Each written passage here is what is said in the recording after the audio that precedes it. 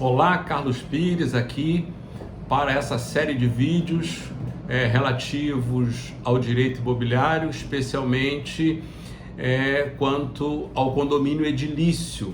Condomínio edilício é o condomínio de apartamentos, de salas, de sobrelojas, de andares corridos, de casa, onde eu tenho propriedades com duas naturezas. Eu tenho a propriedade exclusiva, a propriedade autônoma e a propriedade comum. E o condomínio edilício é o condomínio porque todos os proprietários, por exemplo, de um prédio, ele tem uma correspondente fração ideal na área comum. Então, por exemplo, eu resido num prédio com 66 apartamentos e todos os proprietários têm uma fração ideal no jardim, na casa de máquina, no telhado, no playground, na piscina, na garagem, se a guarda de automóvel for em área comum. Mais à frente eu comento sobre a diferença da garagem que é propriedade da garagem que é do condomínio. Então todos os proprietários têm uma fração ideal. E é aí que se realiza o condomínio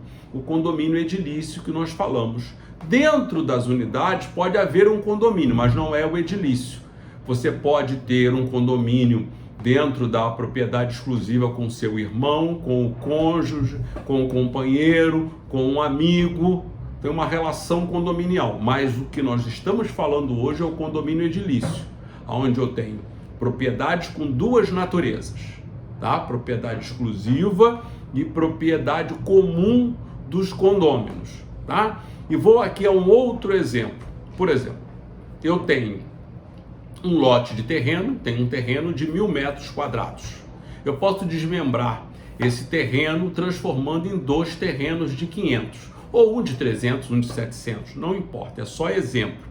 E aí eu construo em cada um desses terrenos agora dois imóveis. Era um imóvel de 1.000 metros e eu tenho dois imóveis agora porque eu desmembrei. Em cada um eu construo uma casa. São imóveis distintos, não tem problema nenhum. Eu vou averbar a construção em cada um dos terrenos e são propriedades autônomas. Agora, eu tenho uma outra situação. Eu tenho um terreno onde eu construo 2 ou 3 ou 4 casas nesse terreno sem desmembrar o terreno. Então eu tenho 4 casas, por exemplo, em um único terreno. Cada uma das casas, cada proprietário dessas casas tem uma fração ideal nas partes comuns. Então nesse terreno eu posso criar uma piscina, eu posso criar um acesso ao logradouro público para todos, que é uma área, será uma área comum. Então basta uma leitura do artigo 8º da Lei 4.591. Toda vez que eu vou construir, que eu vou instituir o condomínio edilício, eu preciso ler este artigo 8º da Lei 4.591. E lá diz que eu tenho propriedade exclusiva, que eu tenho utilidade exclusiva, eu tenho partes comuns. Então eu tenho um terreno com 4 casas ou com 5 casas. Por exemplo, repetindo, eu moro em um prédio com 66 apartamentos. Quantos terrenos nós temos lá? Um só. Então em um terreno se construiu 66 apartamentos. Então cada apartamento tem uma fração ideal, tá? Desse terreno, das partes comuns. Então é um terreno só, é uma inteligência do homem, aonde que não seria possível pegar um terreno de 3.000 metros quadrados ou 2.000 metros quadrados e transformar e desmembrar em 66 pedaços. Então ele constrói para cima, não desmembra e cada um tem uma fração ideal. É isso. Então o condomínio edilício, ele está na Lei 4.591 e em outras legislações pertinentes à matéria, mas ele está especialmente no Código Civil de 2002 e começa lá no artigo 1331. Eu vou fazer uma leitura aqui porque acho importante. Vejam bem. Pode haver em edificações partes que são propriedade exclusiva e partes que são propriedade comum dos condôminos. Parágrafo 1º. As partes suscetíveis de utilização independente, tais como apartamentos, escritórios, salas, lojas e sobrelojas, com as respectivas frações ideais no solo e nas outras partes comuns, sujeitam-se à propriedade exclusiva.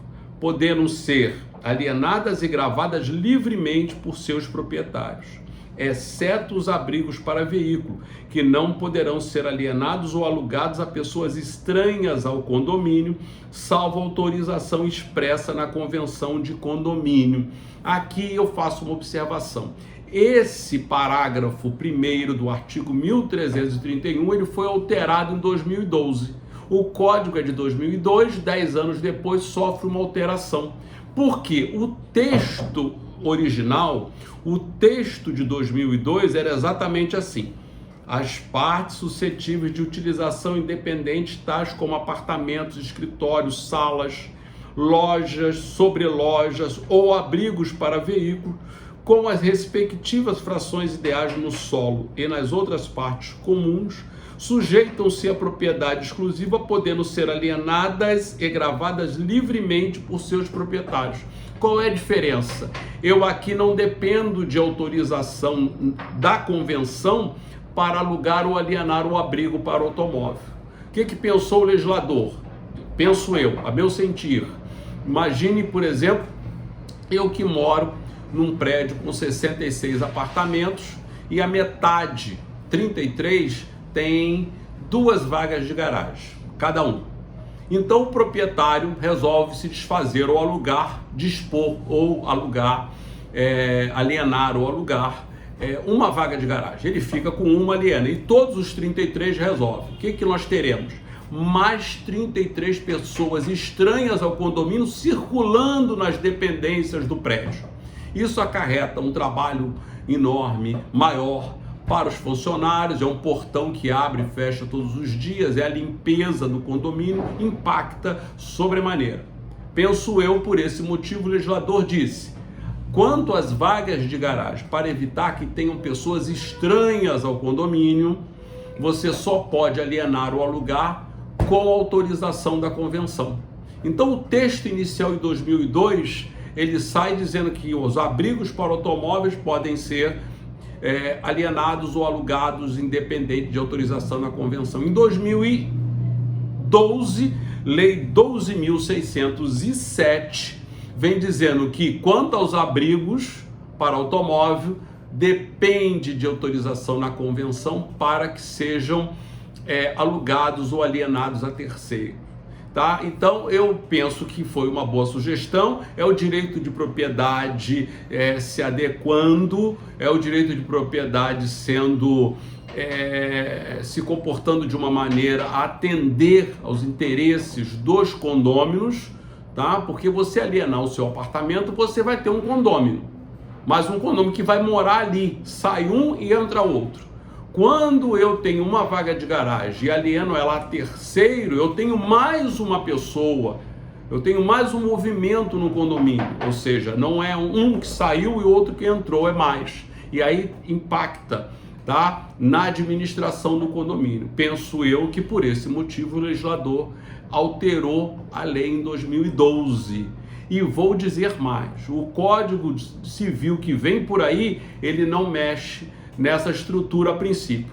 Claro que hoje só temos ainda um projeto, tá? E geralmente os projetos eles entram no legislativo de um jeito e saem de outro. Mas eu acredito que quanto a esse ponto será mantido, porque eu acho que atendeu, as pessoas se acalmaram e aí eu acho que está tudo tranquilo, não precisa de nenhuma alteração. Se tiver alguma alteração, eu venho aqui e comento com vocês numa outra oportunidade. Então, por hoje, é esse o comentário que eu gostaria de fazer com relação ao condomínio edilício. Não vou ficar muito tempo sem retornar, em breve estarei aqui falando do condomínio e também contando alguns casos sobre o direito imobiliário. Tá bom? Eu agradeço muito, muito obrigado, muita saúde a todos, muita paz nesse universo.